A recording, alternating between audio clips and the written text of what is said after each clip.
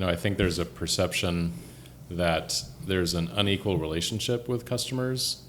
And I think as a smaller business, it's easy to think that way. But I think as a shop matures and as the landscape matures right now, like there is so much demand, and the supply chain is, in many cases, it's shrinking, right? Especially in like the defense space, that it really is more of a pure relationship. And those OEMs, those primes need shops just as much as you need them. So I'm going to push back on you there. I mean, I don't disagree with what you said, but yeah, I knew you had a bad experience just with some of the crap. Right, and I actually want Leslie's input on this because you work with tons of different manufacturers in all sorts of spaces. But that is true.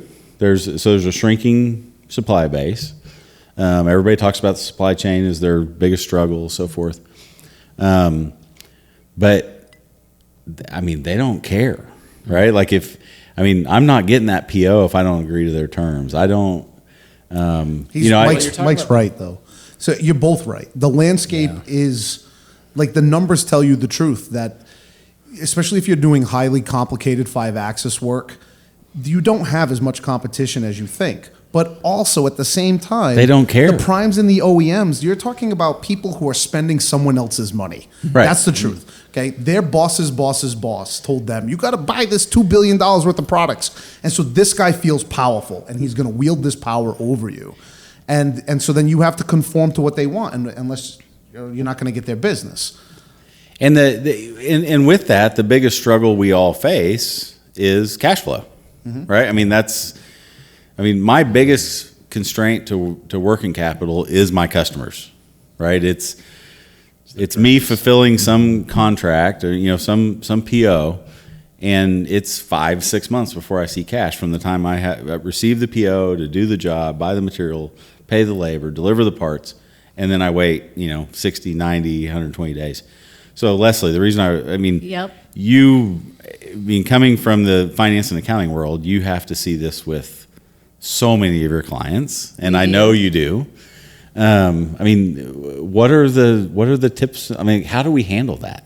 Man, it's a real problem. It's a real problem, and it's a loaded question. So, I could take your thoughts on both of you being right and say you are both right, because sector by sector now we're seeing so many interesting things. So if you are a job shop right now that has capacity, I've seen some clients that are maybe a $30-40 million shop that have picked up $8 million worth of contracts this year. Huge. Reshoring. Huge and growth. it has been life-changing for their shop.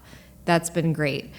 There are other sectors this year that are just getting hammered with the tariffs and just with the economic uncertainty. So we've seen big OEMs, and I would say prior to July, with just interest rates and with the tax law uncertainty, everybody puckered up and nobody was willing to spend $2 million on these big machines, right? It's starting to pick up some momentum there. And, we've been with some big companies even the last few days that have said if they are in automotive, man, it's a tough market even still. Yeah. So we're seeing all kinds of different things. To your question, though, about anybody who's doing big work with OEMs, man, it's great to have that work.